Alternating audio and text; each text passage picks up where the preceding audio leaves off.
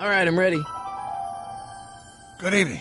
I'm Dr. Emmett Brown. I'm standing on the parking lot at Twin Pines Mall. It's Saturday morning, October 26th, 1985, 1:18 a.m., and this is temporal experiment number 1. Come on, Einie. Hey, boy, get in there. That a boy. In you go. Get down. Get your seatbelt on. That's it. Whoa. Okay.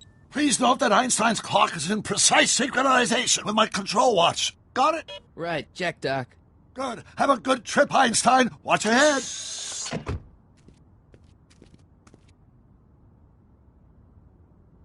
You got that thing hooked up to the car? Watch this. Yeah, okay. Got it.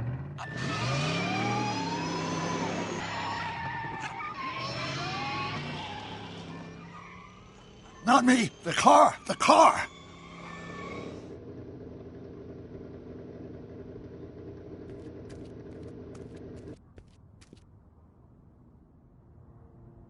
If my calculations are correct, when this baby hits 88 miles per hour, you're gonna see some serious shit.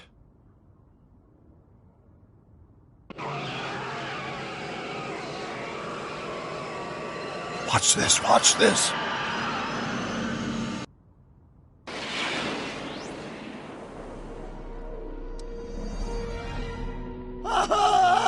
What did I tell you?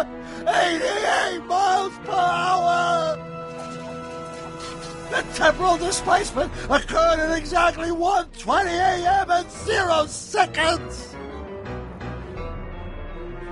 Jesus Christ, Doc, you disintegrated Einstein! Calm down, Marty. I didn't disintegrate anything.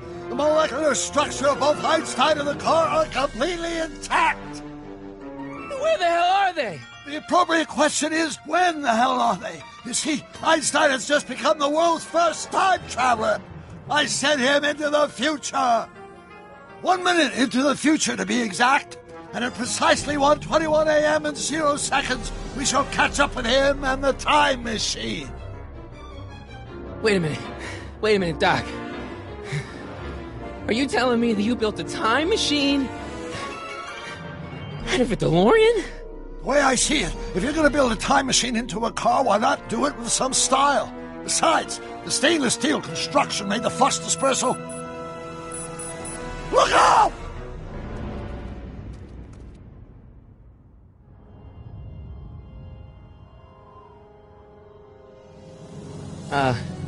Doc? Huh, that's peculiar. Where's the car, Doc? It should have caught up with us 27 seconds ago. Doc, what happened to Einstein? No need for concern. It's probably just a minor miscalibration of the time circuits. Marty, could you get my notebook? It should be in the toolbox.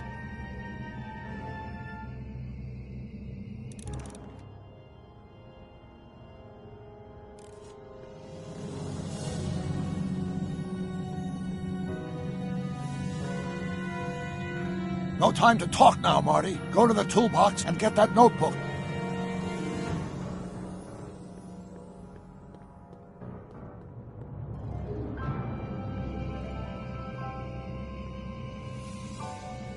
What's in the box? Don't touch that! It's plutonium! Plutonium? How do you think I generated 1.21 gigawatts of power? Notebook. Got it. Flux capacitor? That's it! What the heck's a flux capacitor? My latest invention. The thing that makes time travel possible. In this notebook, I've detailed the nearly 3 decades of scientific breakthroughs necessary to build a working time machine. If it ever fell into the wrong hands, the consequences could be catastrophic. Let's see. Is mass equals I times Z, and E equals the square root of Z times C squared, and the flux dispersal rate... Consequences could be catastrophic? Whoa. Deja vu.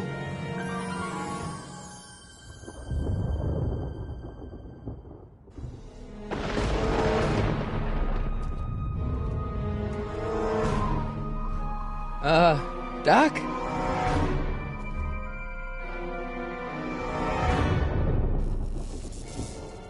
Great Scott!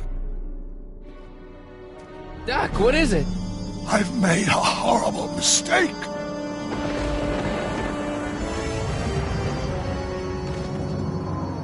Doc! Doc, no! I'm sorry, Marty. Doc, come back! Doc! Doc!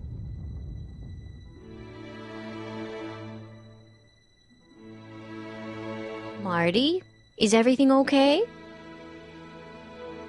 Yeah, Mom, it was just a nightmare. I was in the past, and Doc was there. Well, you're safe and sound now, back in good old 1986. But you'd better get up. Your father's waiting for you. Huh? Weren't you going to meet him over at Doc's? Holy crap, I'm late!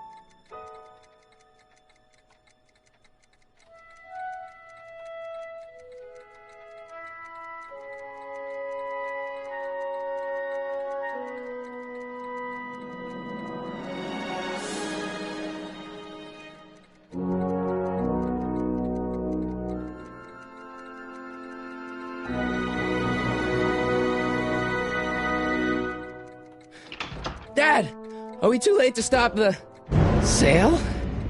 Better late than never. You wouldn't believe how much rare stuff there is back here. That's Doc's stuff. The city has no right to... Now, son, I know you're upset, but your friend's been gone for months, and the city really seems hell-bent on using his land for that new parking garage. And, hey, is that a first edition Jules Verne? It's just not fair. But at least things can't get any worse. Hey, Marty. Hi, Biff. Come to see if the old crackpot had any buried treasure? Nah, I guess I'm just... remembering. A fish tank? I never knew Doc raised fish. Doc's fish had weird taste and decor. I kinda like Doc. I wonder why Doc didn't take any of these with him.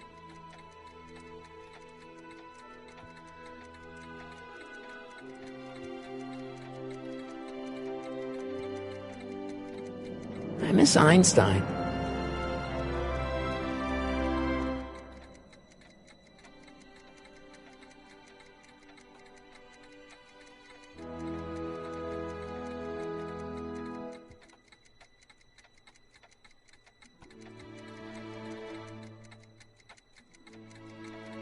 Hey, let me! Now, Biff, leave Marty alone. This is a very emotional time for him. Oh, sure. Sorry, Marty.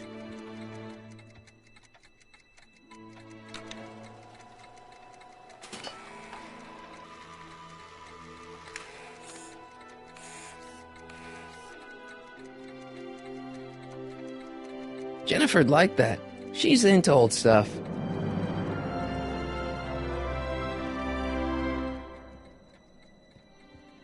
Hey, Dad. Who's running this sale anyway? Oh, that'd be me, son. You? Why? Well, once it became apparent that the bank was going through with the sale, I volunteered to oversee it in order to make sure that Doc's stuff would be treated with a modicum of respect. Isn't that right, Biff? You got it, Mr. McFly.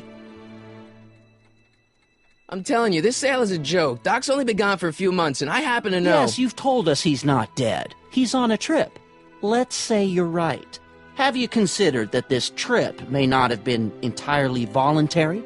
I hate to say it, but Doc's run up some pretty sizable debts around town. Maybe he's just hiding from his creditors. You got Doc wrong. Sure, maybe he's not so good with money. That's just because his mind's always on bigger things. But he's still a straight-up guy. He'd never run away from his problems. Well, you know him better than I do, son. But the bank is within its rights to sell off his stuff. Maybe you should try to find some things to remember him by before Biff grabs them all. What's Biff doing here? He wasn't a friend of Doc's. It's a public sale, Marty. Everyone's allowed. Even Biff. About Biff, Dad, I know you're trying to help. He talks a big game, son, but he's not so tough. I've been dealing with him a long time. Believe me, I can handle him. So can I. I guess you can. Okay, son, I'll stay out of your way, but you know where to find me. Do you think dreams can predict the future? Well, you know I don't go in for that mystical stuff, but I do think they can reflect how you're feeling about the future. What did you dream? Oh, just weird stuff about Doc. Well, that's understandable, don't you think? I guess, but I feel like it was telling me something. I'll keep looking around. Thanks, Dad. It took me forever to repair this thing after I blew it out last time, and now some jerk's gonna pick it up for pennies. Let's make some noise.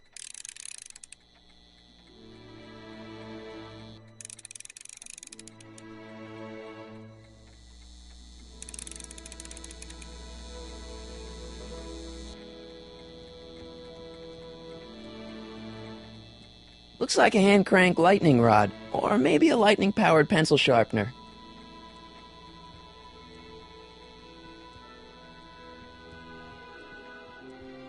Doc built this model at downtown Hill Valley, way back in 1955. The clock tower in the courthouse even works. What the? Is that Doc's notebook in there? Hey, that looks just like the courthouse. You gotta hand it to the old coot. He was good with his hands. Biff, can I see that a minute? This would look great in my fish tank. Give the old carp something new to nibble on. Can I see that model courthouse for just a second? I need to get something out of it. Like what? A not guilty verdict? That was a joke. Oh, but really, can I? Nah, I think I'll hold on to it. Give it here, Biff. Well, well, looky what we have here. Looks like plans for something. What's a flux catheter? It's none of your business. Doc asked me to... Brown's worm food, kid. But this looks like it might be worth something.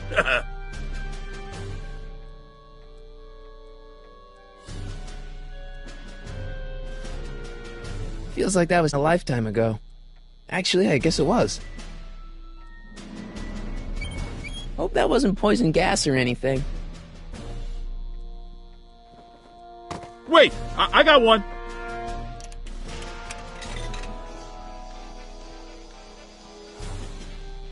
Hey, Biff.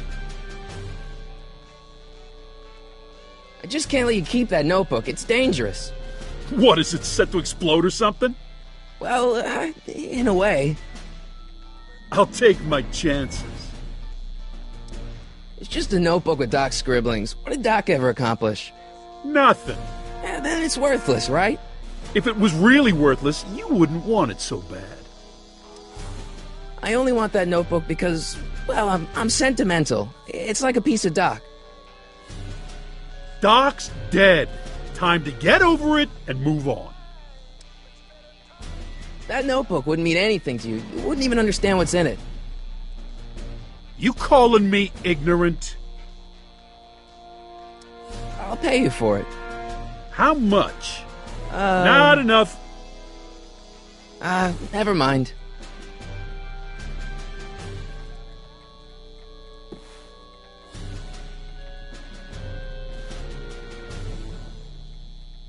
Hey, Dad, why's my guitar got a price tag on it? Sorry, son. Must have been an overzealous clerk. Just pick it up. I'll iron things out with the bank.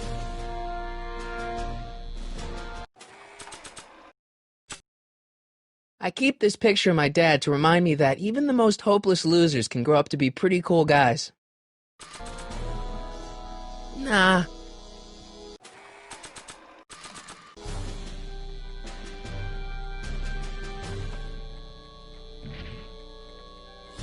Here's an oldie, but a goodie. 1, 2, 3. Hey, look! It's Chuck Butthead. Let me show you how it's done.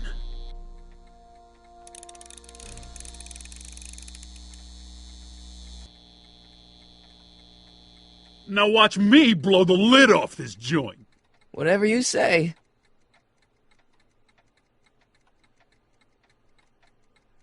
Whoa! Rock on, Biff. Oh, shit.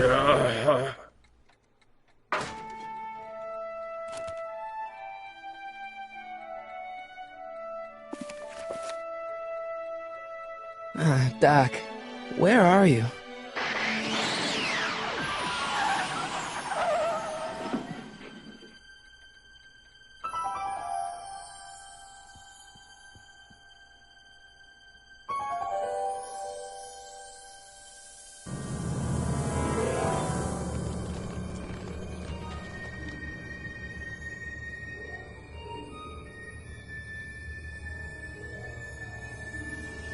Doc?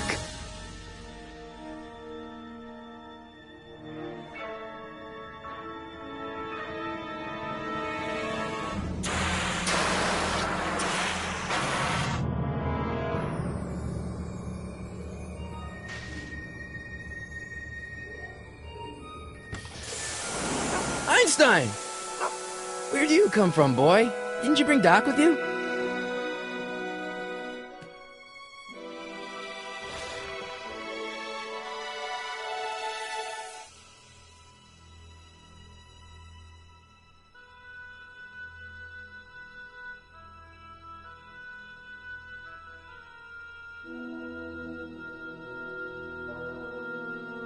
Okay, Doc, I know I haven't seen you in a few months, but I'm pretty sure this isn't your shoe. Looks like the time circuits still work. Now I only need to know when to look for Doc. Marty? Ah! Marty, if you're hearing this recording, then the DeLorean's automatic retrieval feature is a resounding success. Automatic retrieval? In case of my failure to return to the DeLorean within an allotted time, I programmed the time machine to jump to these four-dimensional coordinates without me. As you are well aware, time travel is an inherently risky activity, and despite my elaborate precautions, there's always a possibility that I could land in trouble sometime, and that sometime is now, or then, or maybe later. He's in trouble. Marty, you come to my rescue in the past, or was it the future? Anyway, I'm relying on you to do it again. Please take the DeLorean back, or forward, to whatever it is. I'm stuck in time. When you get there, I'm sure you'll figure out what to do. That's it? Aren't you gonna tell me when that is? Just go to the date specified on the time circuit readout under the heading marked Last Time Departed. Good luck. Right. Last time departed. Oh, jeez. Come on. Crap! Oh, great. How am I supposed to find him now?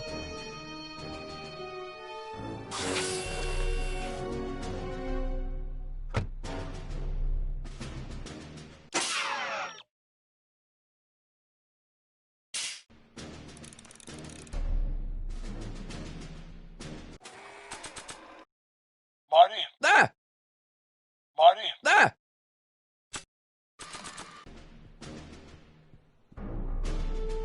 What do you know about this shoe, Einie? Great Scott! I think he's onto something!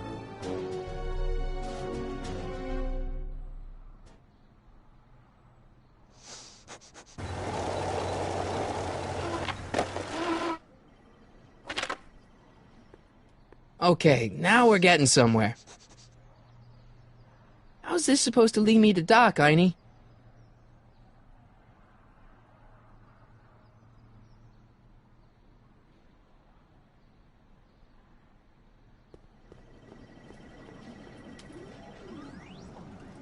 I guess there's time for a quick game.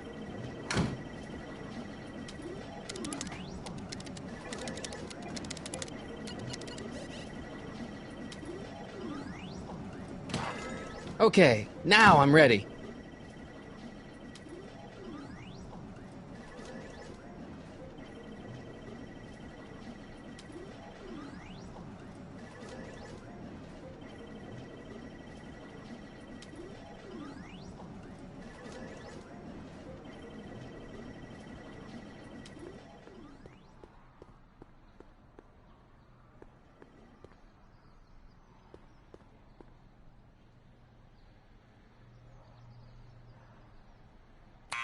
Step away from the door! Ah! Now, let me get a look at you. Einstein, come on! Just as I suspected. Hooligans! Get along now! Scat! E. Strickland. You aren't related to, Vice Principal Strickland, are you, ma'am? Not that it's any of your business, but I'm his sister, Edna. Oh, and you're one of those McFly slackers, aren't ya? Yes, what's old man what else has your brother been saying about me? Nothing I couldn't have deduced for myself, slacker. I'm not a hooligan, ma'am. I'm a teenager. I wasn't born yesterday, young man. Aren't you the miscreant who skateboards through the town square every morning between 8 and 8:30 in a decidedly unpunctual manner? Yeah? All skateboarders are hooligans. It's a fact. Look it up. State your business, child. You're making me miss Merv. Well, see, that's the thing. I'm not sure why I'm here. Einstein here brought me, and... Well? Can you let me in? I've got something to show you. What is it? Let me see.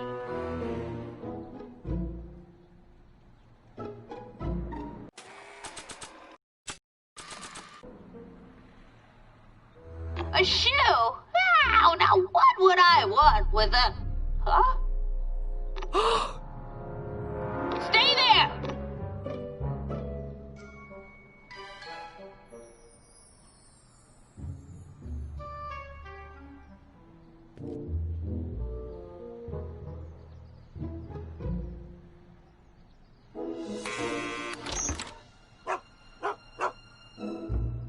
Leave that creature outside!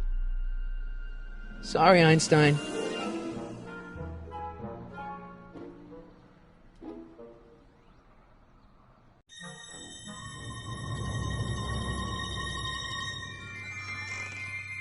Well, took you long enough.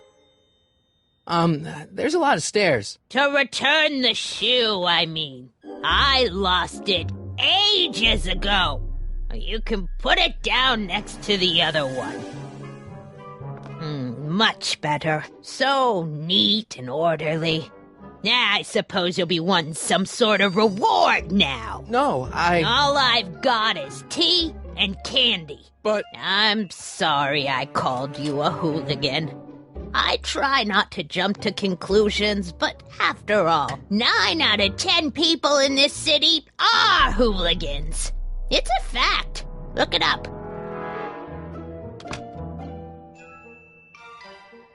Have a seat, Sonny.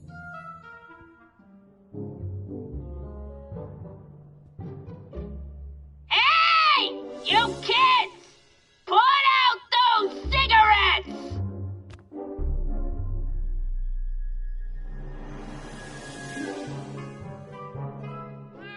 Oh, I wouldn't do that if I were you. Ms. Pretty Whiskers is very particular about who handles her food. The candy looks older than I am.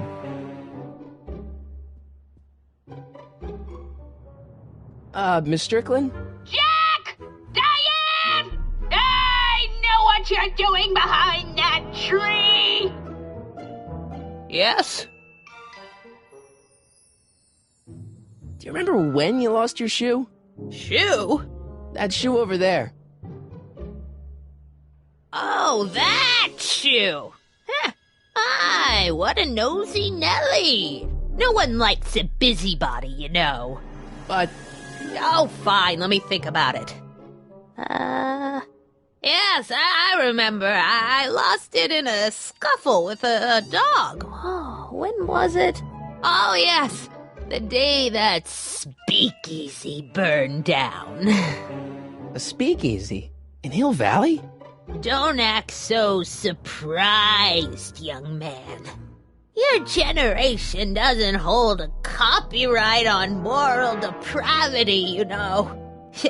Sin has been on the prowl in Hill Valley since the day it was founded. What's with all these newspapers? This is my personal archive. I've got every issue of the Hill Valley Telegraph ever published. Get out. Every single issue? From 1871 to the present. If it happened in Hill Valley, you'll find it in my stacks. Wow, a speakeasy. That must have been wild. Is it true they used to drink gin out of slippers like my grandma said? Don't romanticize the past, young man. Prohibition was a time when gangsters ruled the town while honest citizens quaked in their beds. So where was it? That speakeasy that burned down, I mean. That was ages ago. If you're looking for bootleg hooch. No, I'm just curious, that's all. I'm a student of history. Student of history, my Aunt Fanny. Yeah, your generation of hooligans and slackers could give two ripe figs about history. Miss Strickland? Oh, video store! Huh? The speakeasy used to be hidden in plain sight down there in the town square. Right where that disgusting videotape rental store squats today. So the video store building must have gone up after the speakeasy burned down. The following year, as I recall.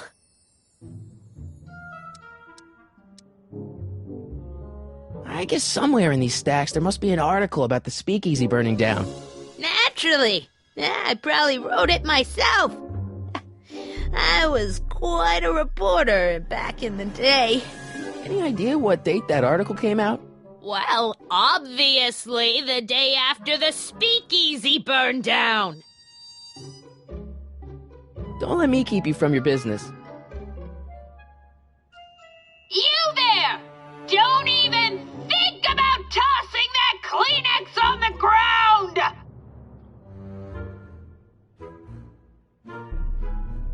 Mind if I take a look? Go ahead, dear.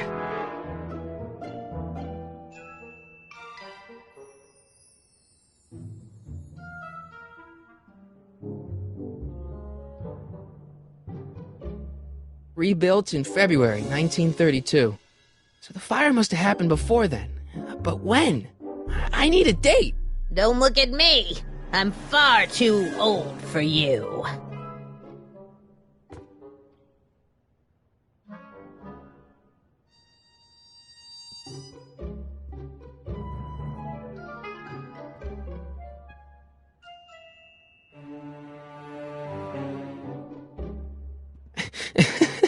Is that Vice Principal Strickland?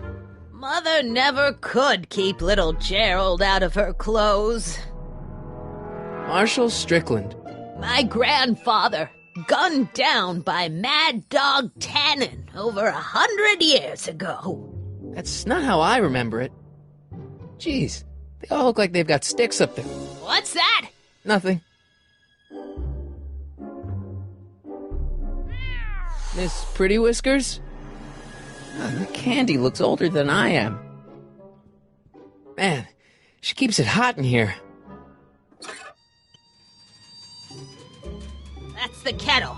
I'll be right back with some tea. Then don't touch anything.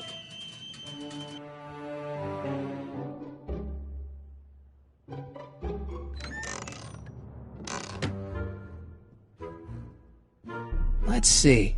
Ground broken on site of former speakeasy. Singer vanishes. Hill Valley Expo delights crowd. Soup kitchen exposed. Here we go. Speakeasy arsonist slain. Legal procedure gave way to old-fashioned vengeance last night when a mob descended on the Hill Valley police station. The suspect in the speakeasy arson case, a drifter known as Carl Sagan, was pulled from his... Carl Sagan? It's Doc! Killed by a mob. What's the date? June 14th, 1931. Jeez, I gotta rescue him. My newspapers! Sorry, Miss Strickland. Let me... No! You've gotten my history out of order! Oh, do you know how long it'll take to fix what you've done? Oh, get out! Get out! Get out! Help! Police! I'm being attacked by hooligans!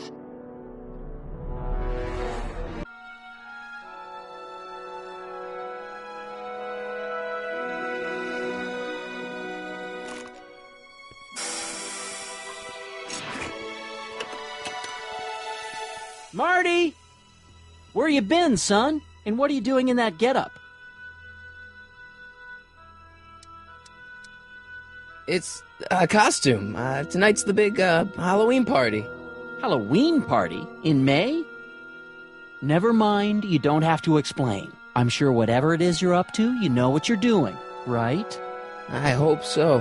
Hey, sometimes you gotta go out on a limb for the ones you love, right? Wish my dad had understood that. You won't stay away too long. You'll barely know I was gone.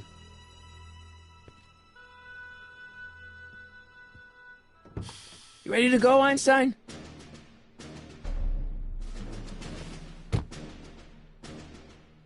I can't leave the DeLorean now. Doc's waiting for me in 1931. I've got to turn on the time circuits first.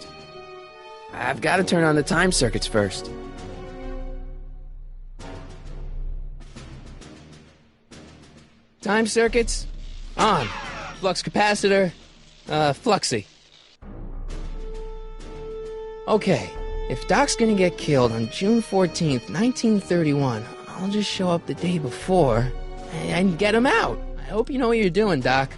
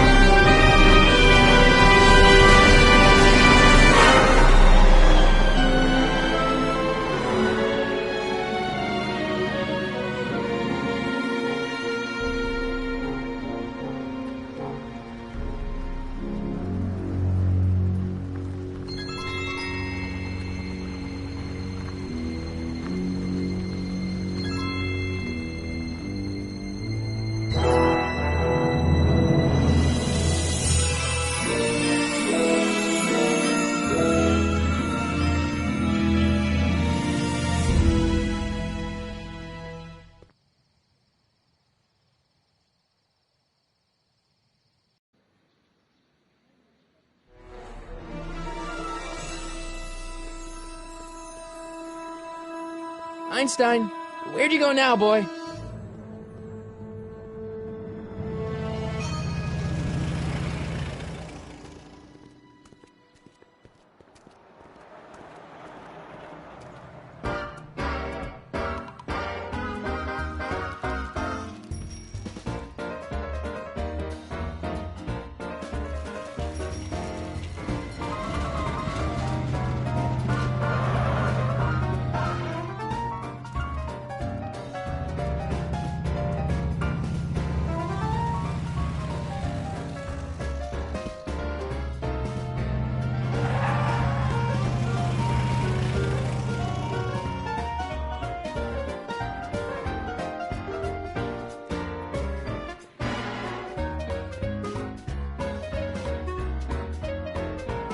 Young man! Excuse me, young man! Who, me? You're the only man in the street, and I'm looking for a man-in-the-street reaction. Naturally, you know about the explosion that destroyed this illegal gin establishment. I read about it, yeah. What's your opinion of Carl Sagan, the stranger who single-handedly did what the law has been unable to do for 10 long years, namely, rid Hill Valley of the scourge of liquor? How'd Doc get himself into... Doc? Doc is his nickname. I'm good friends with Carl. You are? Really? Oh, but I need an unbiased opinion for my story.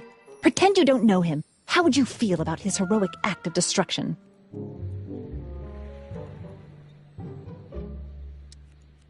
There's gotta be some sort of mistake here. Carl wouldn't do something like that. It's surprising the lengths a person will go to when it's a clear-cut matter of right and wrong. You've got an honest look about you. You do support the side of righteousness, I trust. Well, I'm not so big on bomb blasts. Yes, but this bomb blasted a speakeasy, the very symbol of lawlessness and corruption. You're all for cleaning up the town, aren't you? Do you have a message for the vicious gangsters who still roam these streets, no doubt plotting to corrupt our citizens with another den of booze, sin, and debauchery?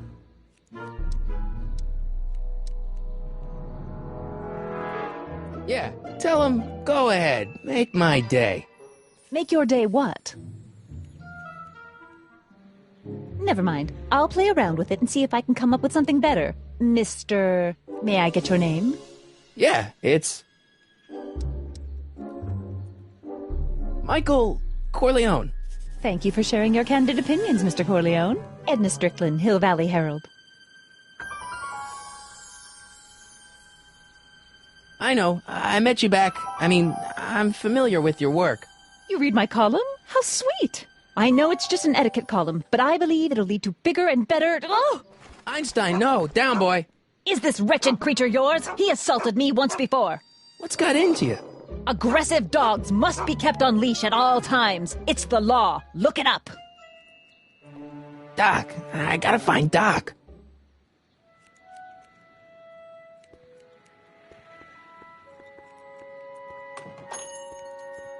Hey, can I get some moose? What does this look like, a hunting lodge?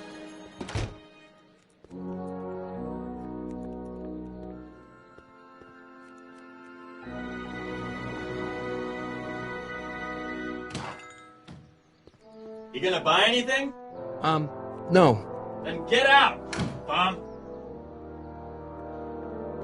I guess this is where the speakeasy burned down. How'd Doc ever get mixed up in that? I wonder who really burned down the speakeasy.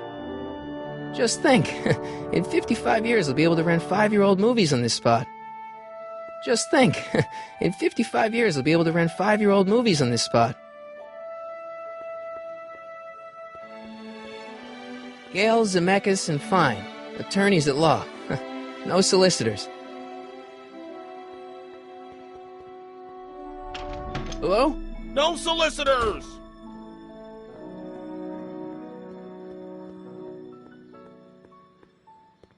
Bank of Italy?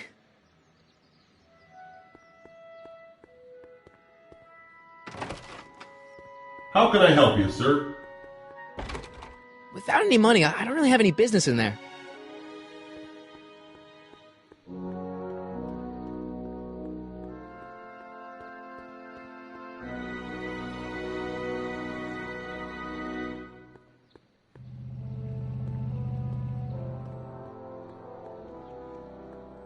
Sisters of Mercy Soup Kitchen. Come for the soup, stay for the salvation.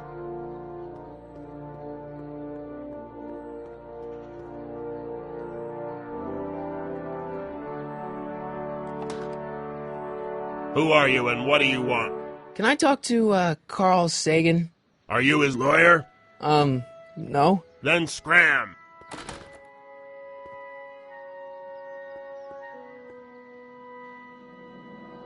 I think I'll just talk to Doc from out here.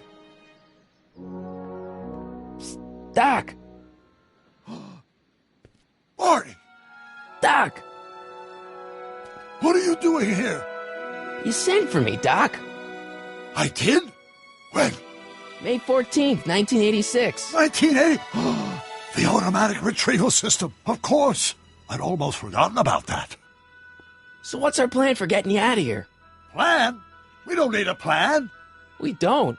Not in the slightest. The police picked me up for that speakeasy fire a couple of weeks ago, but the DA hasn't got a case. They're releasing me tomorrow morning. So basically, I traveled 50 years into the past to deliver your car? Sorry about that, but it's so wonderful to see you. We have a lot of catching up to do. Yeah, you might want to hold off on that, Doc. Great Scott! I'm going to be gunned down by gangsters on the steps of the courthouse. Why would they do that? Guess they didn't approve of my burning down their speakeasy. Very funny, Doc. Maybe now we should come up with a plan? A plan, right. But what? Why don't we tell the authorities? Tell them what? That my friend from the future has proof that I'll be murdered tomorrow? They'd ship us both off to the loony bin. And trust me, you don't want to see the inside of a 1931 insane asylum. Why don't we try to tough it out? Now that we know what's coming, maybe we sneak it past the gangsters with a bulletproof vest or something. That might work with 1 or 2 bullets, but from the looks of this article, it appears that I'm going to be mowed down in a hail of Tommy gun fire that rendered the innocent stranger little more than a pulpy mass of bones and gristle. Who writes like that? According to the byline, one Edna Strickland. I should have guessed. Why don't I take the DeLorean, go back in time before you were arrested, and stop you from getting caught in the first place? Don't even think about it. Without my unjust incarceration, the events that sent you into the past might never happen, resulting in a paradox of continuum-shattering proportions. Jeez, we've been back together for 5 minutes, Doc, and you're already talking about the end of the universe. I've missed that. Don't be ridiculous, Marty. I was only referring to the end of the universe as we know it. Hey, maybe I could talk to the gangsters. Tell them they're about to shoot the wrong guy. I don't think the criminals of this era are going to be very receptive to a complete stranger telling them that their secret assassination plan is misguided, do you? Well, I suppose I could just get some dynamite and break you out of jail. No, that's far too dangerous. Not just to me, but to random innocent people in the past. The repercussions could be... That's it! What's it? My rocket-powered drill. You have a rocket-powered drill?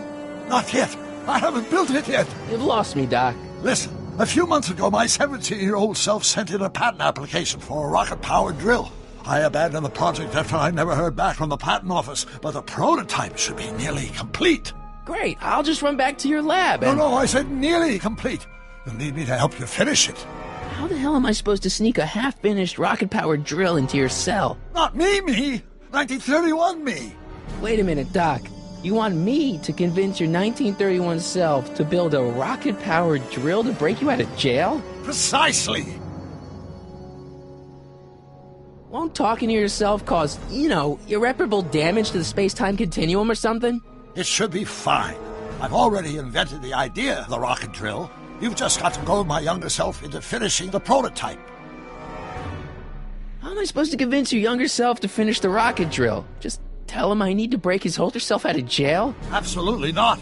Whatever you do, you can't tell my younger self anything about time travel. I won't come up with the inspiration for the flux capacitor for another 24 years. Then what am I supposed to... Just be your charming self. From what I remember, I'm a pretty easygoing kid, so enlisting me in a scientific adventure should be a piece of cake. Okay, let's say I go along with this crazy idea. Where can I find you? I mean, the other you. How should I know? It was over 50 years ago. Why don't you go over to the soup kitchen next door and give my house a call? They'll know where to find me. Soup kitchen. Got it. Just stay away from the soup. It'll cause irreparable damage to your digestive system.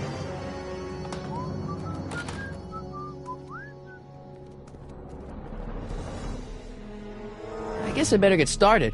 Don't worry, Doc. I'll get you out of here in no time. I'm not worried. Once you and my younger self put your heads together, you'll be unstoppable.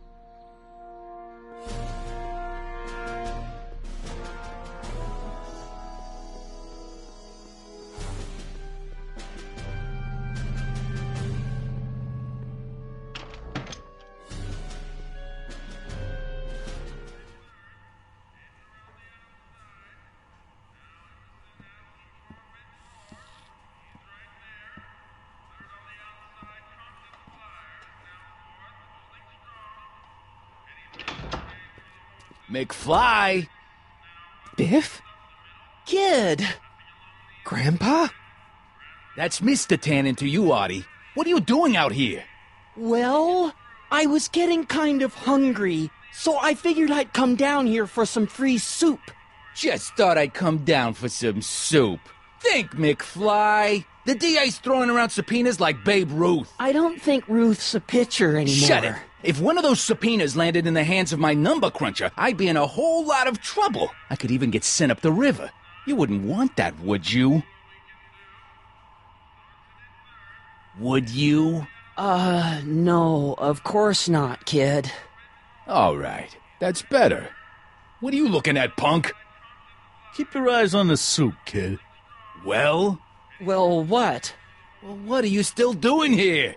Sorry, kid. I'll just run back to the safe house. You do that. And McFly? Yes? That hat's too flashy.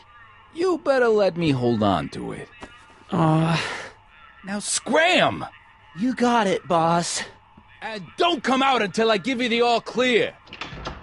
I swear, if even one of you mooks could add 2 + 2 without your fingers, I'd dump that wimp into the lake. Hey! Anyway, I'm off to make myself irresistible. Don't let anyone burn down the shop while I'm gone.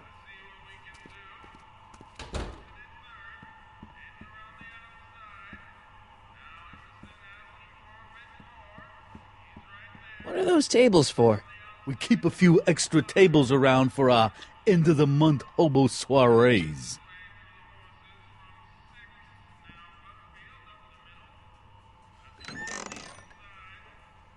The kitchen's for management only, rummy. Whoa!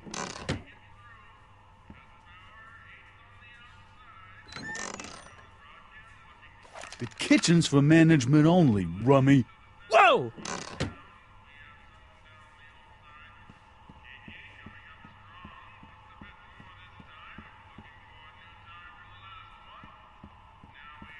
Like a thorn bush in a drunkard's hand is a proverb in the mouth of a fool.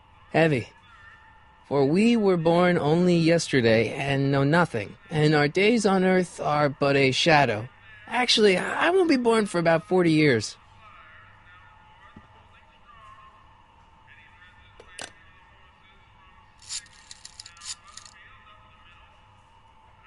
Brown residence? Hi. Do you know where I could find Emmett Brown? Young Master Brown is currently tending to his clerking duties at the courthouse. Who may I say is calling? The courthouse? Doc never told me he worked at the courthouse.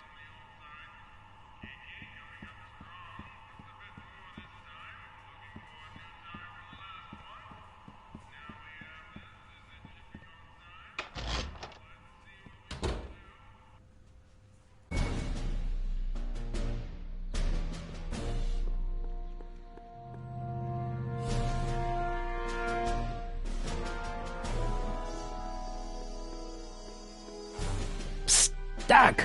Morty! Have you found my younger self yet? So, according to the British guy on the phone, you're working at the courthouse. Of course! In the summer of '31, my father made me work as a junior clerk. That doesn't sound like any fun. I hated every minute of it. My father was, strict. In any event, you should head over to the courthouse right away and introduce yourself to me. Guess who I bumped into at the soup kitchen? My grandfather. No! Don't worry, I didn't talk to him or change his future or anything. Good. I wish I could, though. This era's Tannen is treating him like dirt. Don't worry. If history plays out as it's supposed to, he'll soon be out from under Kit Tannen's thumb and free to live out his life as a humble accountant with your grandma. What was her name again? Sylvia. Right, Sylvia. Where have you been all this time? I missed you. I've missed you too, Marty. But I thought it was important to let you live your own life for a while, free from the insanity of time travel. I gotta admit, it was nice to not have my family history blowing up in my face for a few months. Besides, I've been busy raising my own unpredictable teenagers. So how are Clara and the kids? They're fine. Right now we're trying to decide where to send Jules and Vern to college. Clara prefers the 2020s, but I'm partial to the 1960s. We're planning on visiting you and Jennifer in 2011 soon. Me and Jennifer? In 2011? Oh, forget I said anything. Where'd the DeLorean come from? The last time I saw it had been smashed to pieces by a train. It's a fantastic story. Do you remember when the DeLorean got struck by lightning in 1955? Yeah? Unbeknownst to either of us, the lightning produced a temporal duplicate of the time machine, one that was tossed 70 years into the future. What? I found out about it during a trip to 2025 and recovered it just in time to stop Griff Tannen from vandalizing the time stream. Heavy. So that DeLorean... is for all intents and purposes the exact same machine as the original. Plus or minus little bells and whistles I've added over the years, of course. So, what were you doing in 1931 anyway? Oh, nothing terribly exciting. Indulging in a little personal nostalgia, picking up a few rare out-of-print books to surprise Clara on her birthday, solving a historical mystery or two. The usual. Usual? You lead a pretty unusual life, Doc. It's an unusual universe, Marty. What's the story with this kid Tannen jerk anyway? Biff's father?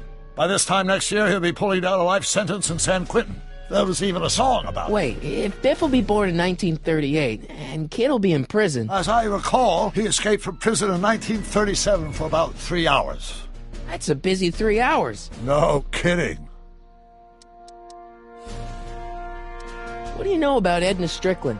Edna? We never really socialized when I was younger. She was a few years older than me, and we traveled in different socioeconomic circles. Why do you ask? She thinks you're a hero for burning down that speakeasy. She's doing a story on you. A story? Oh, yes, now I remember. Ask Edna, the etiquette column that doubled as a pro-temperance soapbox. She believed that the consumption of alcohol would inevitably lead to a complete societal breakdown. Sounds like a fun gal. You should have seen her when the hippies started showing up in the 60s. She just about lost her mind. That would explain a lot.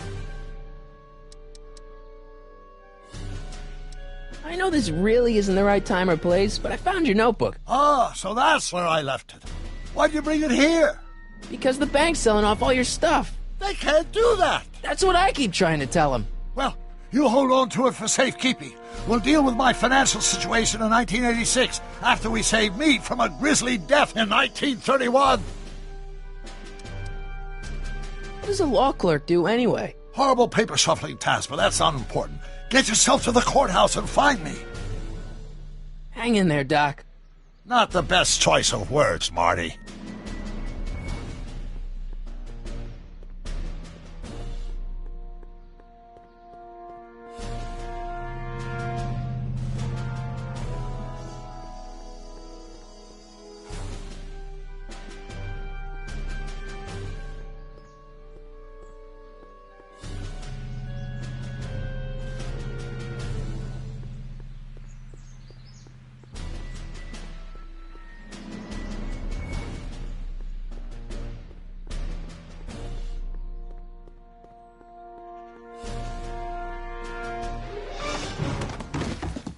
Touch those. These are very sensitive legal documents. Nobody is supposed to handle them but sworn officers of the court. Judge Brown says so. Judge Brown? Doc. Nice to meet you. I'm Michael, Corleone. Emmett Brown. But I am a law clerk, not a doctor. Now please get out of my way. I have important business to transact. Naturally, h2 of a multiplied by the inversion of h has to come out less than expectation value of the mean, right? What am I missing here? Or do we take h standard for line up? Listen, Emmett, you don't know me, but I'm your friend. I'm not big on friends. They get in the way of work. What's this important business you're up to? It's a legal matter, very complicated, very abstruse. I need to obtain 5 sets of initials on every copy of this writ of indemnification before before Judge Brown can even think of granting a waiver to the party in the first part. You have no idea what it's about, do you? That's how important it is. So, Emmett, what time are you through with work? Depends. On weeknights, Pop sometimes keeps me in the office till 9. 9 at night? But today's Saturday. Right. So I probably won't get off before 10. Listen, I understand you're working on a new invention in your lab. Invention? You must have me mixed up with somebody else. I'm in law. I have absolutely no interest in science. Come on, wait up a minute. You again? Can't you see I'm busy? How about you knock off work early and I'll buy you a beer, or soda. What do you say? Don't try to tempt me from my duty with sugary beverages. Keeping the wheels of justice turning, that's my one passion in life. Besides, if I left before 8, my pop would kill me. Sounds like you're a little scared of your father. Scared of my father? Pop is the most learned, just, incorruptible judge that Hill Valley has ever seen. The only people scared of Judge Brown are people with a dark secret to hide. And I don't have a dark secret to hide. See, I'm sort of in the science business myself. That's why I sought you out. Not that I care in the least, because science is the furthest thing from my own area of interest, which is law, but I don't believe you. It's true. I'm a scientist. So tell me something, Mr. Scientist, from your vast storehouse of scientific knowledge. The leg bone's connected to the thigh bone? Amazing.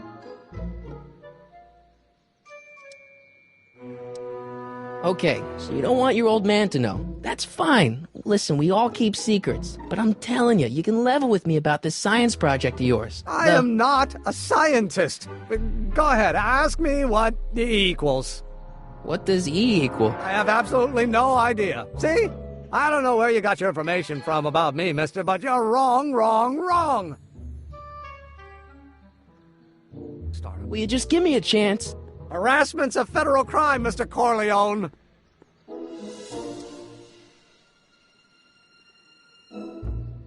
Come on, you could trust me, Doc. Emmett, it's your future I'm looking out for, in more ways than one. What are you talking about? I'm talking about you and science. Oh, that word again! If you insinuate I'm a scientist once more, I'll sue you for defamation of character!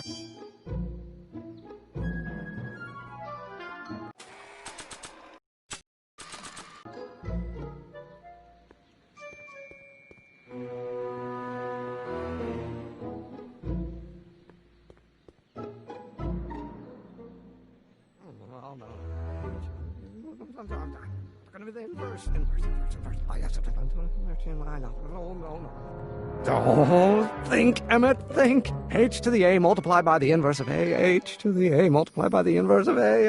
Oh.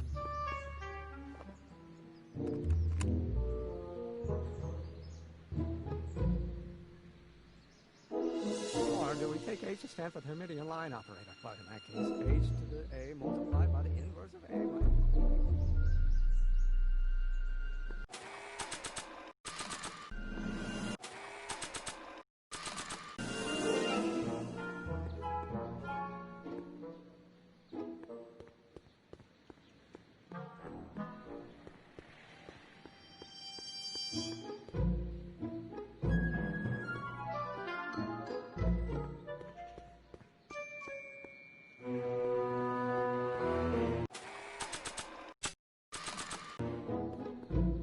So, Doc, does this ring a bell? Oh, think, Emmett, think. H to the A multiplied by the inverse of A. H to the A multiplied by the inverse of A. Good grief! Is that me? I sound so... young? I was going to say intense. I forgot how wound up I used to get. Yeah, but what are you muttering about? Oh, that's easy. It's Ivanov's conundrum. Just tell my younger self that H equals a Hamiltonian operator. Won't giving him the answer mess up the time stream? Only if it turns out that reality is actually nothing more than a holographic illusion created by the interplay of subatomic particles on a vast two-dimensional membrane. So... it'll be fine.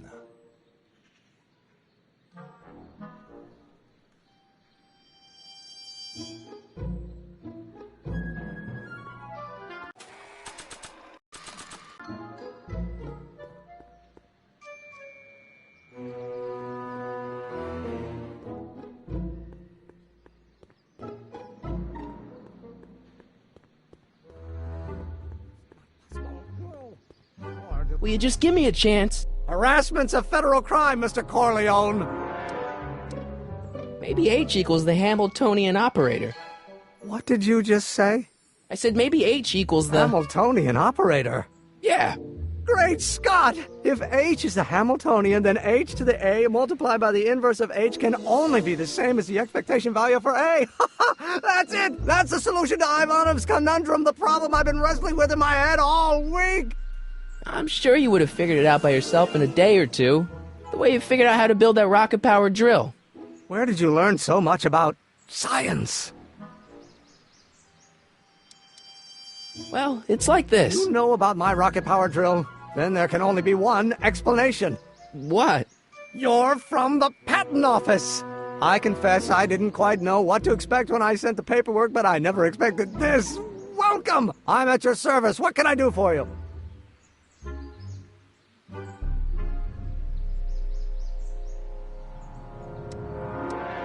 Can I see your rocket-powered drill?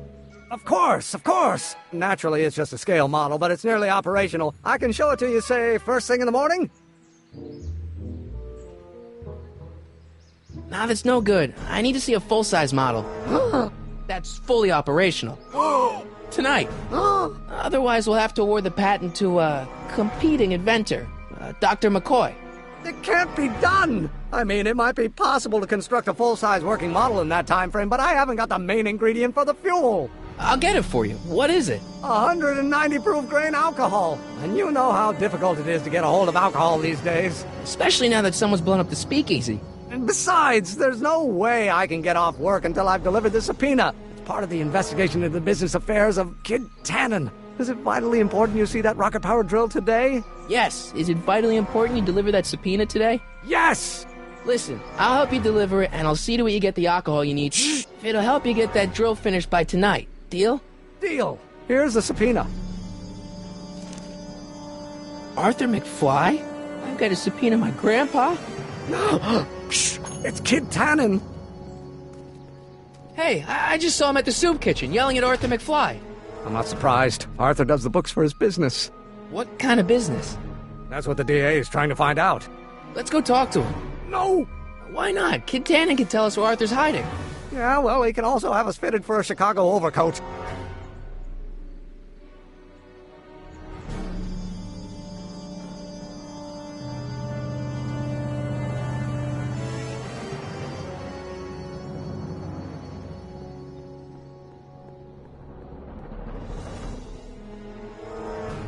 What the hell, Matches? You got kiwi all over my socks! Sorry, boss. Get out of here! How about you? Huh? I'm sitting at a shoe shine booth. You walk up. Either you're here to shine my shoes, or you got a death wish. Which is it?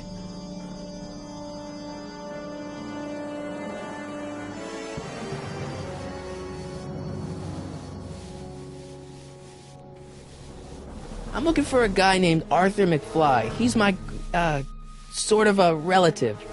Well, he's my employee, and he's very busy today.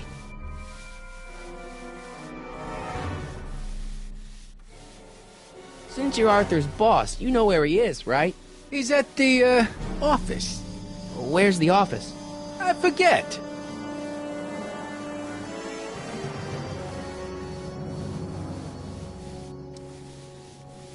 So when do you think Arthur will be leaving the office? When I tell him he can leave the office. Hey, you missed a spot.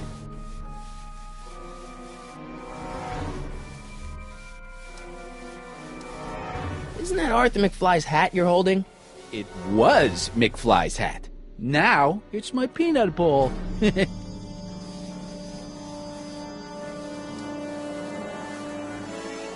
I have some peanuts? Why not? I'm a magnanimous kind of guy. Go ahead, knock yourself out.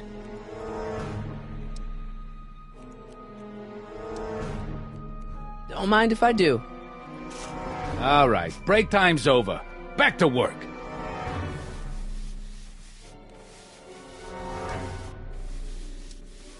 I guess you won't talk about your business.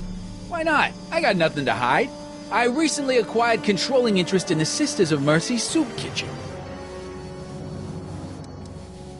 Isn't a soup kitchen an odd line of business for a guy like you? I like soup. Plus, I got a heart as big as all outdoors. Buff a little harder. I want to see myself in the toes. So, one more thing about that hat. You're testing my patience, boy. I sure could go for some peanuts. Lucky for you, I'm in a giving mood. Hey, kid! Yeah? What the hell is that? Hey!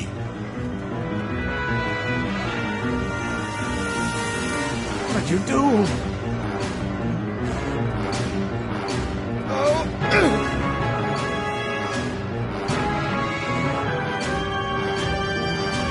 Give me that hat, you lousy crook!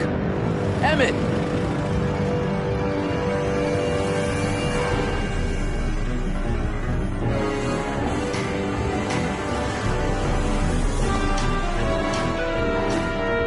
Emmett!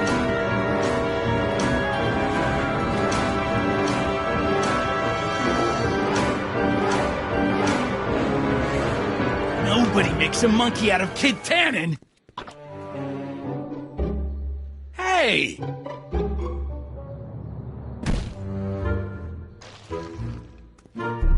Al! Fix me up!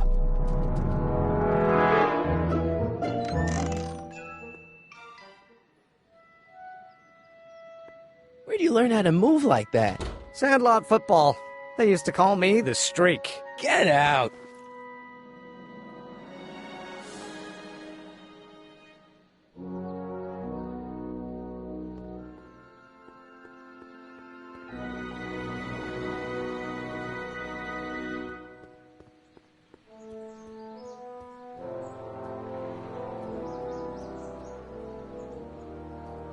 Hey, how you doing, Einie? Einie? It's short for Einstein. Einstein, of course, because he was a patent officer just like you.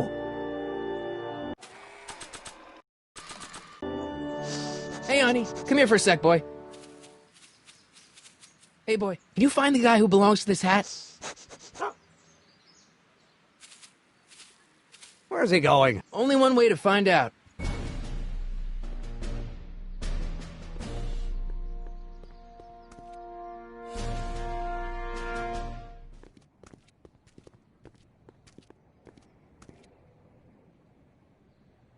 Huh.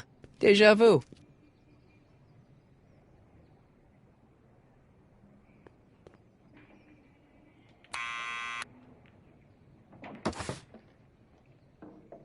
Yeah?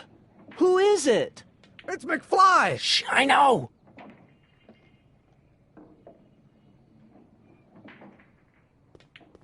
Hey, Arthur, can you come down a minute? Do I know you? We've got something for you. It's a subscription to the Accountant Weekly. He won't come out if he knows why we're really here. No, right. I'm not interested. And besides, the boss won't let me leave the room. Sorry. Some other time.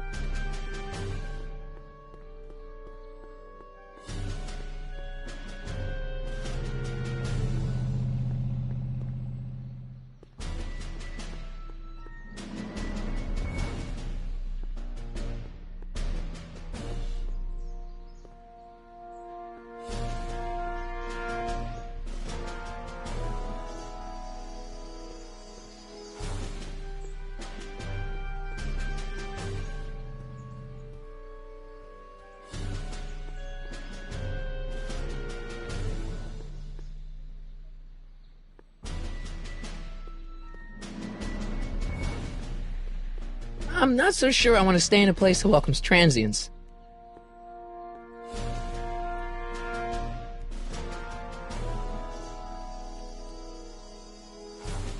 Well, well, look who's back! They say rats always return to the scene of the sinking ship. Get 'em, Matches!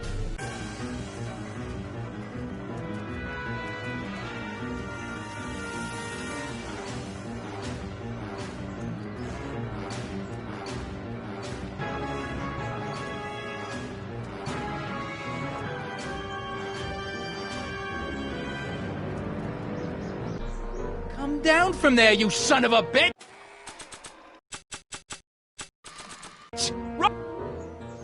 What do you think you're doing up there, you scrawny little runt? Get down here right now! Don't make me angry, schmucko! Get down here and face the music! You can't get away that easy! Einstein! Help! Lay off! Get away from me, you crazy mutt! Go away, dog. We're busy here. Go on, scram. Hey! Where'd he go? You let him get away, idiot!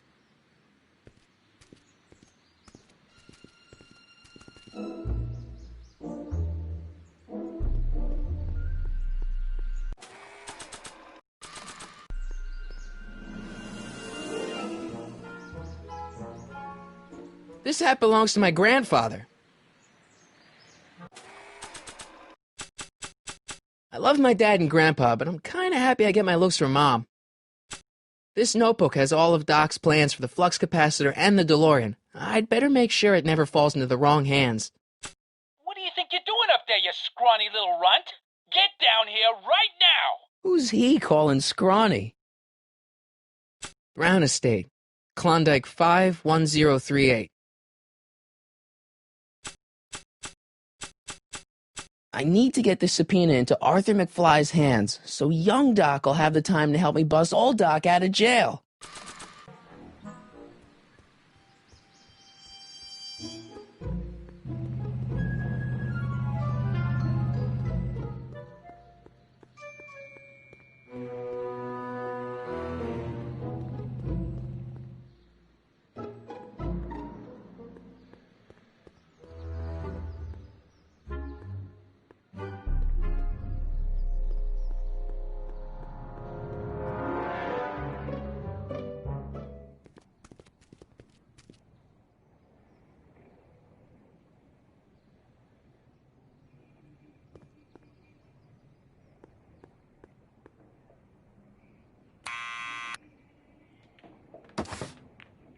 What now?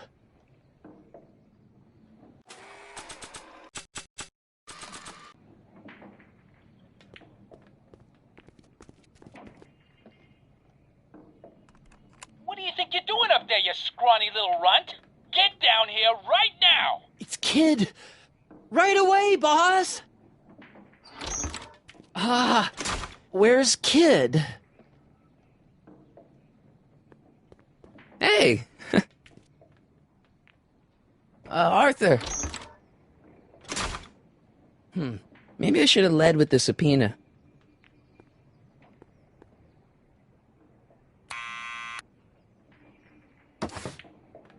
What now?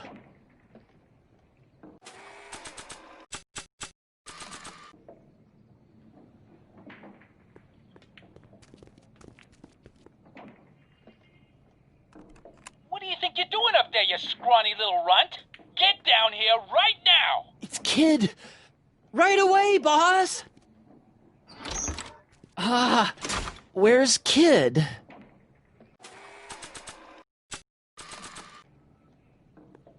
Arthur McFly? Yeah? Got something for you. Thanks. A subpoena? Ordering you to appear in court and provide evidence in the investigation into... Kid Tannen? Take it back! You can't get rid of it, Mr. McFly. Once you've been served, it's your duty to report to the court at the earliest possible time. Failure to do so could lead to a warrant for your arrest. Arrest! But Kid'll kill me. Stupid, stupid Artie. Holy cats, what am I gonna do? I suggest you avail yourself to the protection of the court. Oh gosh, oh gosh.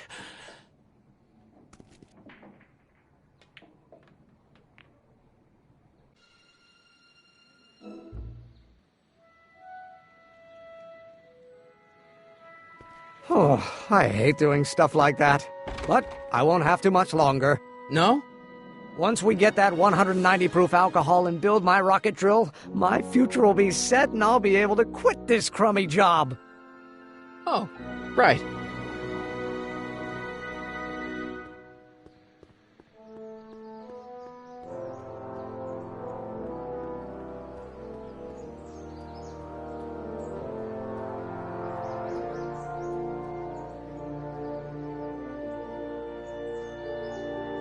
Handsome dog.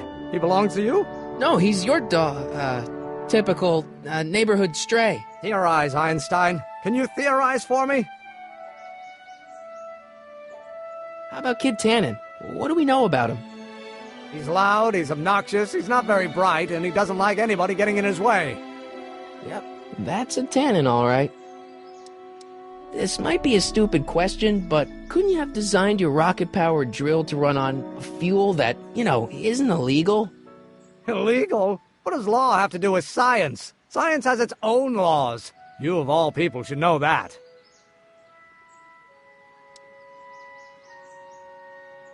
We'll score that hooch somehow. I'll keep cogitating.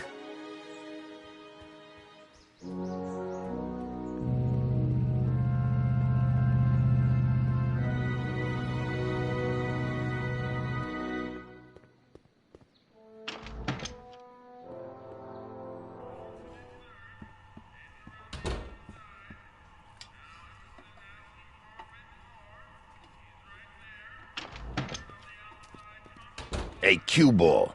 What? The truck just arrived with a fresh shipment of, soup. Soup? Well, this is the regular soup, and this is the special soup. Right. Special.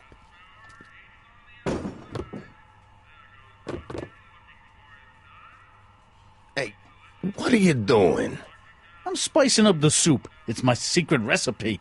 Listen, this ain't the Savoy, and we ain't here to feed these bozos no fancy soup. The boss has got a business to rebuild, so knock off the goofing and mind your post. All right. Just try the soup. Well? I can see why you want to keep this a secret.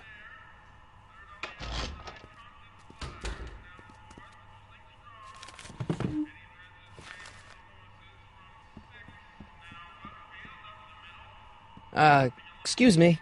Yeah? Could I have a bowl of soup? We're a soup kitchen. What do you think?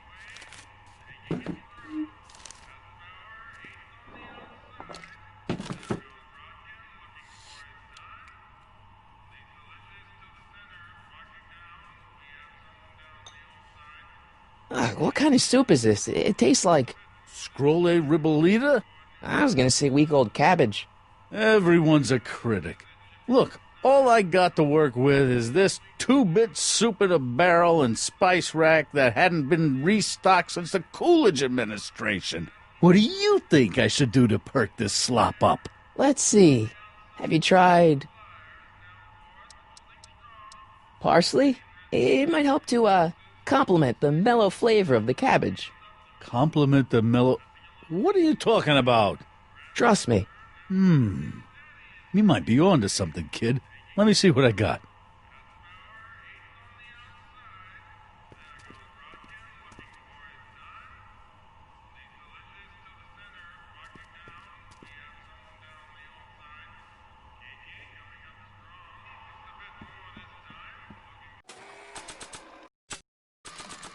Nah.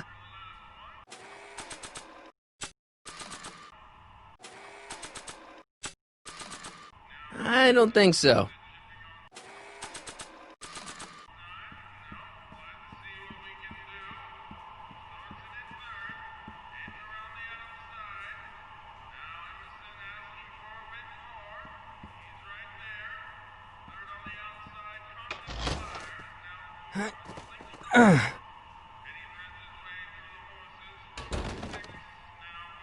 There's no way I'm gonna keep that door open without some help.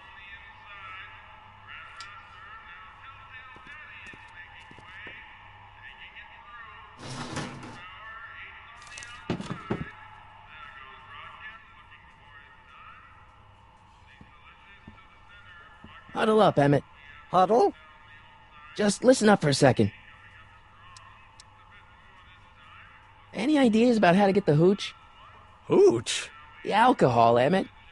One might come to the conclusion that the hooch is being hidden in some of those barrels. You're probably right, but which ones? Now, if I could get my hands on some of those barrels, I could weigh them and compare their specific gravity. Specific gravity? Come on, Emmett. Kids' goons aren't going to let us do an experiment on their barrels. No, I suppose you're right. We'll just have to ask the guy behind the counter. What? Ask him if any of his barrels are filled with illegal moonshine? Get real here. Well, I imagined a modicum of subtlety would be used. Subtlety. Right. Emmett, I can't get into the door over there. Those tables are jamming it shut. The door? So your plan is to just waltz in there and take a barrel of alcohol? No, of course not. That would be stupid, right? I'll say. Still, I'd like to get that door open. I can't do anything from out here. Well, it's a simple matter of physics. A lever, some sort of stop. Let me see what I can come up with.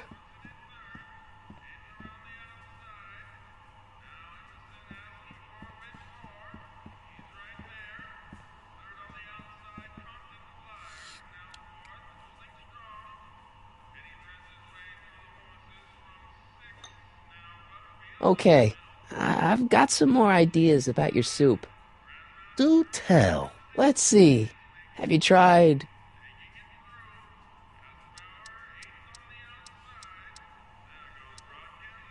more parsley?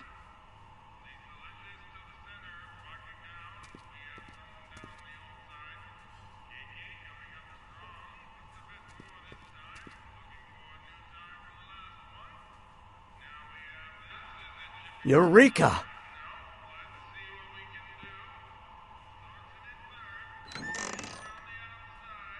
The kitchen's for management only, rummy. Whoa! Looks like these pipes go into the basement. Maybe not. Not sure what that...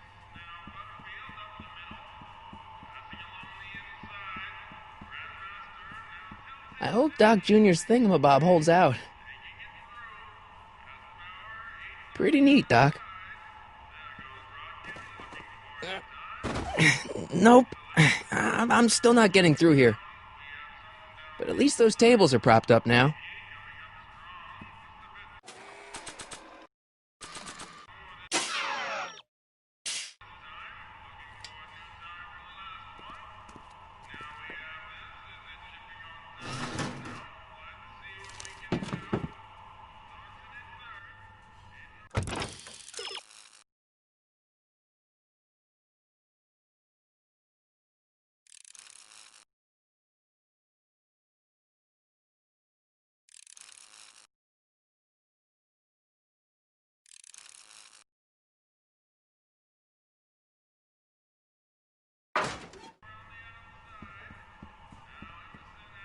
I better not talk to him. I don't want to mess up his timeline.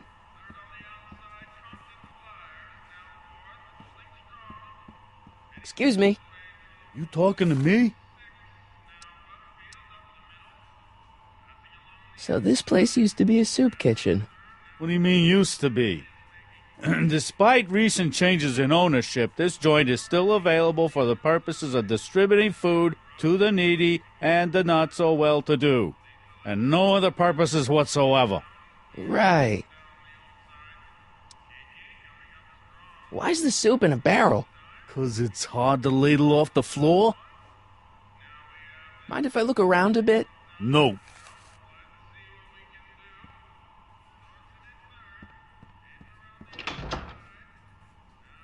Ah, Miss Strickland. Come for some more soup?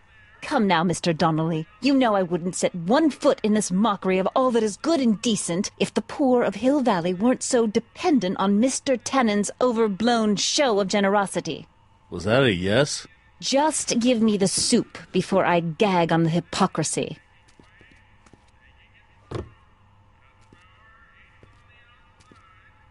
I'll tell the boss you said hello. I'll just bet you will.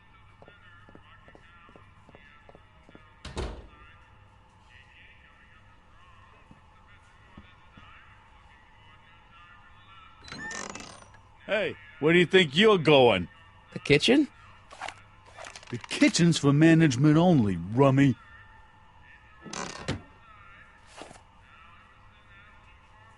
Looks like these pipes go into the basement.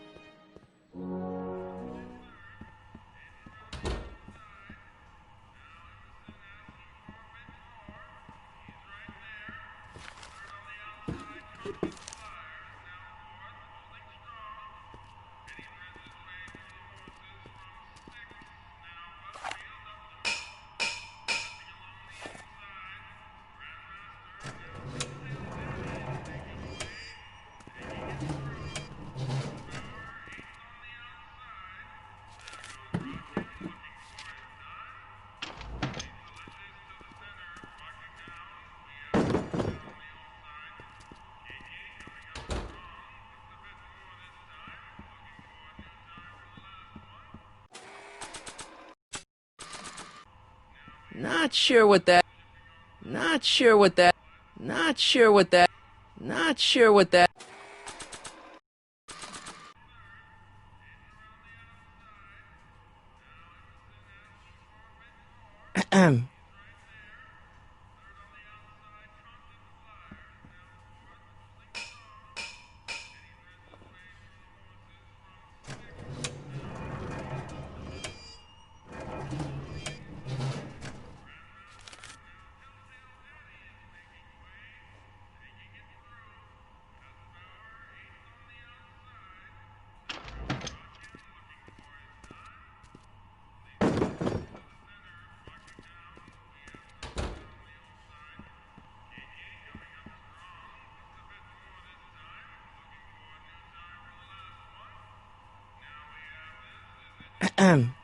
What is it, kid?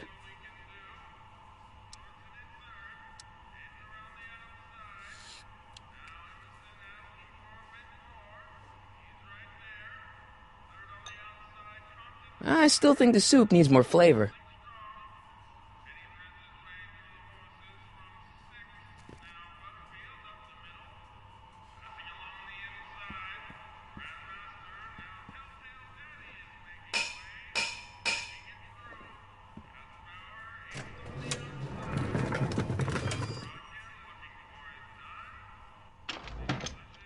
More soup? Please. And tell Kid that soup or no soup, he's not fooling anyone.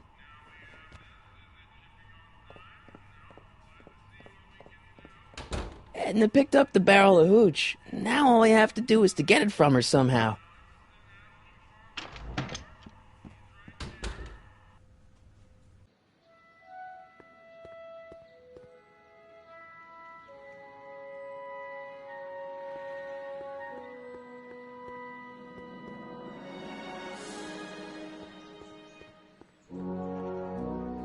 Hey, Miss Strickland.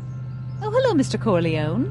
Try not to draw any undue attention my way. I'm on the trail of a hot new scoop, as we in the newspaper business say.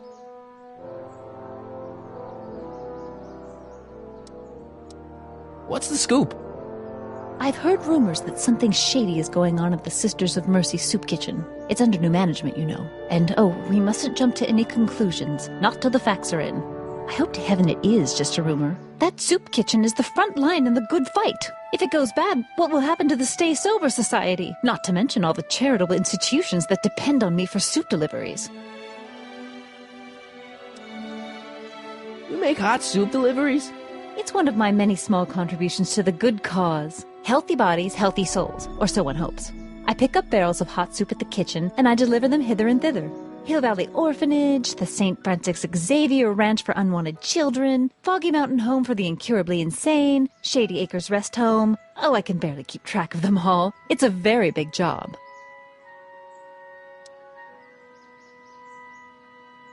Hey, I can help you deliver soup. I donate a lot of time to charities. Oh? Which ones? The, Mario Brothers. Ah, yes. The Italians do so many good works. If you'll just fix it so I can pick up the barrels of soup. Now hold your horses, let's not get overeager. I drive the soup cycle in this town, and I'm not about to turn it over to an upstart. But if you're well connected with the local charitable institutions... Yeah? You can let me know when they're running low on soup.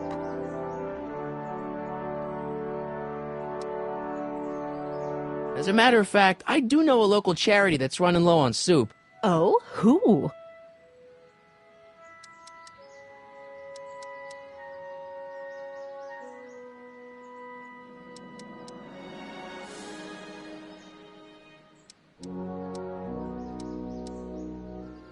The orphanage. No, they've already got all the soup they can handle. You asked me to tell you if one of the local charities is running low on soup. Does somebody need a visit from my soup cycle? The Farm for Unwanted Children.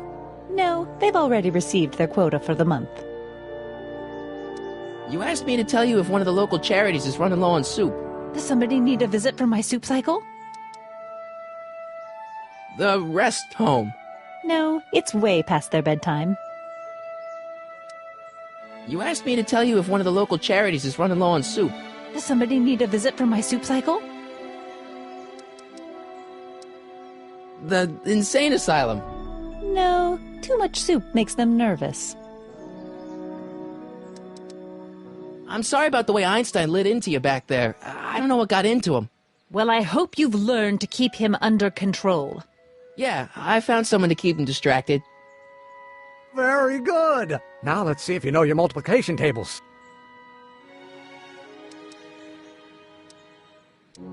Did you finish the story you interviewed me for? About Carl Sagan? Yes, but those pig-headed editors at the paper rejected it. They said my story was slanted, and that I was glorifying a suspected arsonist. As if their stories aren't always glorifying the criminal vermin that run this town. This whole thing makes me so mad I could spit. Though of course I never would. There's an ordinance against it, and it's so untidy. You asked me to tell you if one of the local charities is running low on soup.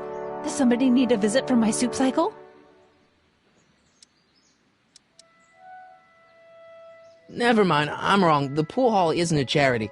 Certainly not. I got a book. Oh? Where?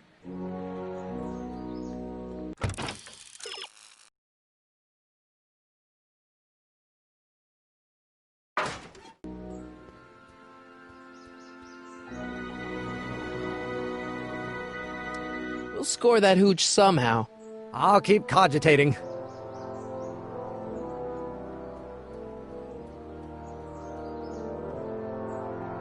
Hey, Miss Strickland.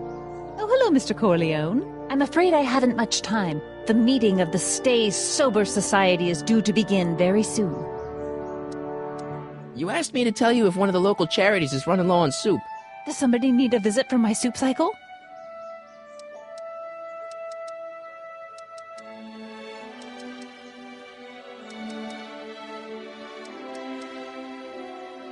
No, I was just asking to make sure. What's the Stay Sober Society? You haven't heard of the SSS? They do the most marvelous work, taking hopeless drunken bums and turning them into former hopeless drunken bums. I'm one of the founding members. And not to say that I was ever, well, you know. Anyway, we've always met in the cellar of the Sisters of Mercy soup kitchen, but for some reason the new managers don't want us down there, so we're stuck. We've got nowhere to meet. I know a place where the Stay Sober Society can meet. Oh? Where? The Brown residence. You mean Judge Brown's place? Yeah, I happen to be good friends with his son Emmett, and he's told me the judge would love to lend his place out for, you know, good causes like yours. Really? Why, that's the most generous, public-spirited offer I've received in a month of Sundays. Please tell your friend Emmett we accept. And the offer couldn't have come at a better moment. It's almost time for the meeting to begin. I got a book. Hey, Miss Strickland. Oh, hello, Mr. Corleone. I'm afraid I haven't much time. The meeting of the Stay Sober Society is due to begin very soon. You asked me to tell you if one of the local charities is running low on soup. Does somebody need a visit from my soup cycle? The Stay Sober Society. That's right! They'll soon be gathering at the Brown estate, and we haven't provided refreshments. I can't get over the generosity of your friend Emmett, volunteering his father's house for our meeting. Huh? Wait there!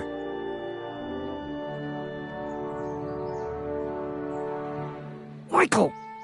What in the name of Thomas Alva Edison do you think you're doing? Don't you get it? You need alcohol to run your drill, right? Those bootleggers at the soup kitchen won't let us get our hands on any of their hooch. But we can get Miss Strickland to pick it up for us and deliver it right to your door. No, out of the question. Why? I can't just let strangers invade my parents' house. What do we know about these people? They're sober. It says so right in the name.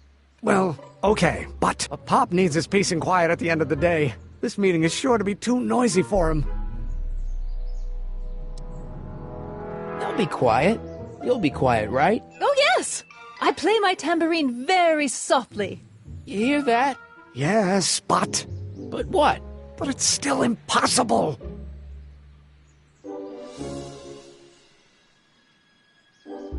But I promised Miss Strickland. It means so much to her. The answer is still no. But think of the Stay Sober Society. What'll happen to them? They can all fall off the wagon for all I care. Okay, forget the whole thing. We don't have to test your rocket-powered drill tonight. We don't? No. I'll take the train back to Washington and I'll tell the folks at the office to give the patent to Dr. McCoy. Wait!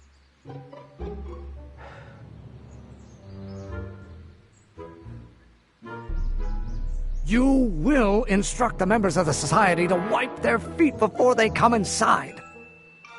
Then you are Emmett Brown. I thought as much. You have such a righteous face. Edna Strickland, I don't know how to thank you for your generosity. Pleased to meet you. The feeling is mutual. I've got a bad feeling about this. You worry too much, Emmett. Well, we've served the subpoena and gotten a barrel of booze delivered to your house. Looks like we're off to your lab to build your rocket drill. You do have a lab, right? What kind of future patent holder would I be without a lab? Come on! Doc! I'm off to get the rocket drill. Good. Come on, let's go. Time waits for no man.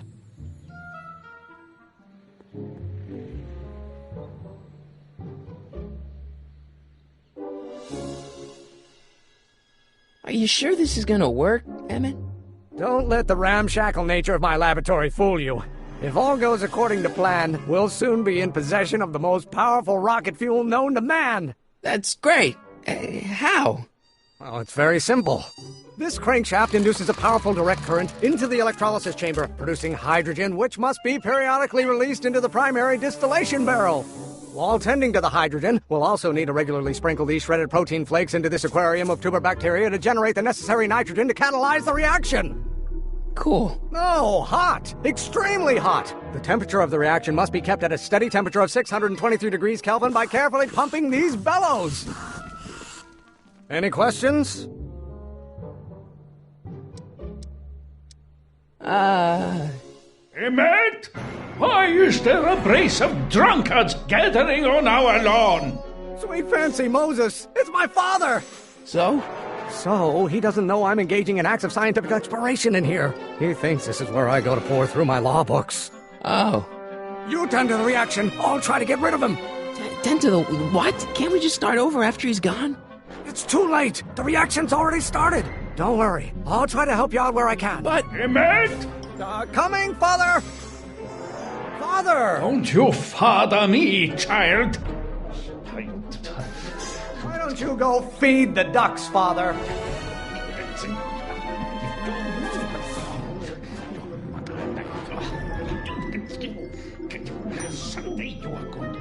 have no idea what kind of pressure I'm under.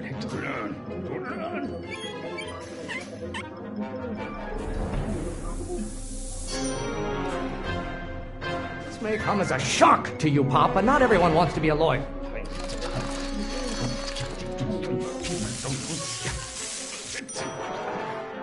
Excellent. Now twist the valve there. Great. We're about a quarter of the way home. Emmett, get back here! Oops. Is it my fault if I don't get a spark out of laws and statutes? Someday you have children and you will look.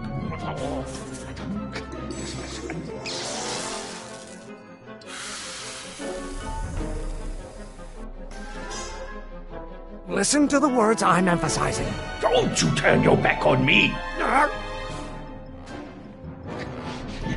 You're going to find out. This isn't food for thought, Pop. It's gruel. I hope someday you have children and you will look. Pressuring me to be something I'm not. I'm not just another one of your staffers who spins around you like a top. You're going to find out that when you get older.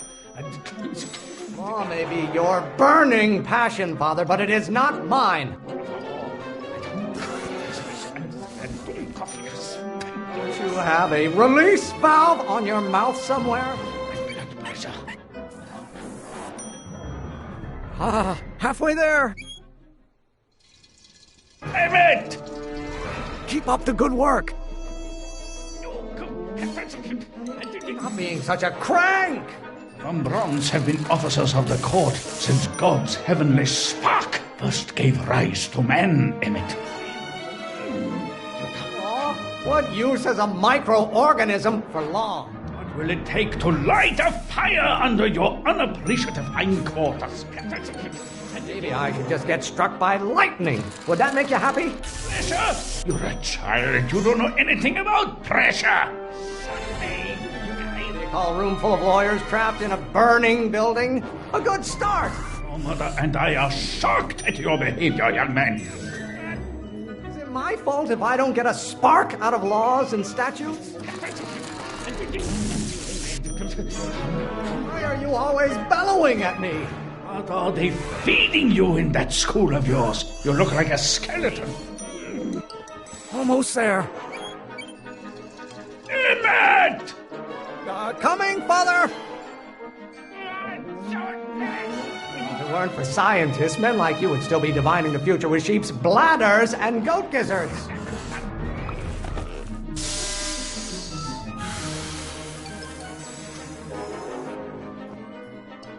What did you do? Emmett, who are you talking to in there? No one, Father. This may come as a shock to you, Pop, but not everyone wants to be a lawyer. Why won't you release me from your unattainable expectations? You know who invented fire, Pop? I don't know either, but you can be damn sure it wasn't a lawyer. Can't you see this is eating me up inside? Lawyers are nothing but a bunch of hot air. There, I said it. Don't you have a release valve on your mouth somewhere? Maybe I should just get struck by lightning. Would that make you happy? Stop getting so hot under the collar, Pop. How many times do I have to prove myself to you before I can shake your overbearing criticisms? The hotter you get, the more I know I'm right.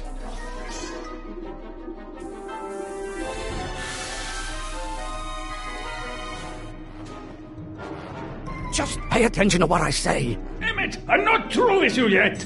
Why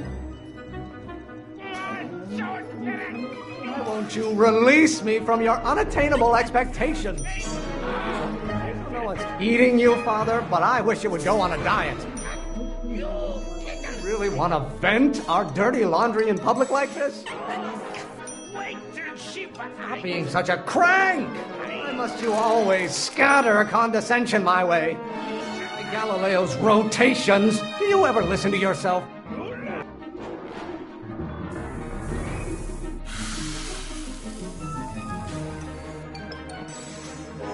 I thought you were a scientist. Emmett! Lawyers are nothing but a bunch of hot air. There, I said it.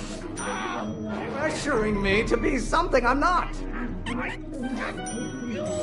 If you don't like my performance at the courthouse, then fire me. If it weren't for scientists, men like you would still be divining the future with sheep's bladders and goat gizzards. I don't get to control my life just because you fed and clothed me for 17 years. Name one great thing ever generated by a lawyer. The hotter you get, the more I know I'm right.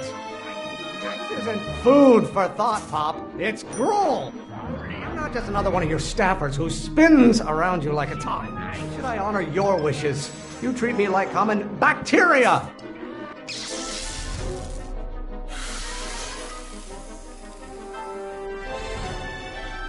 Don't touch anything until I tell you to. Emmett! You have no idea what kind of pressure I'm under. I strongly object to the current of this conversation, Father. Lawyers are nothing but over...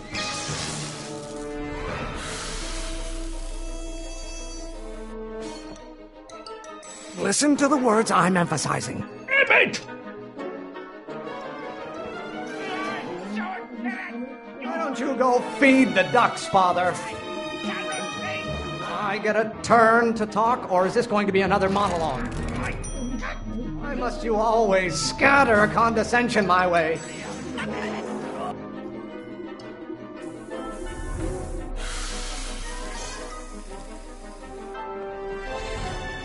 What did you do? Emmett! Don't you have a release valve on your mouth somewhere? I'm not just another one of your staffers who spins around you like a top. I know what's eating you, Father, but I wish you would go on a diet. Lawyers are nothing but overblown bags of gas. How many times do I have to prove myself to you before I can shake your overbearing criticisms?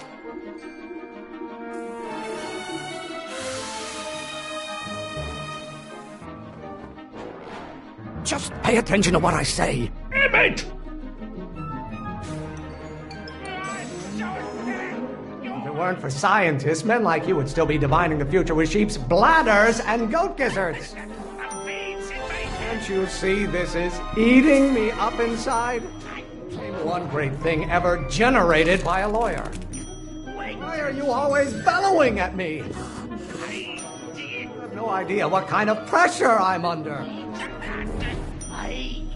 I get a turn to talk, or is this going to be another monologue? You call a room full of lawyers trapped in a burning building a good...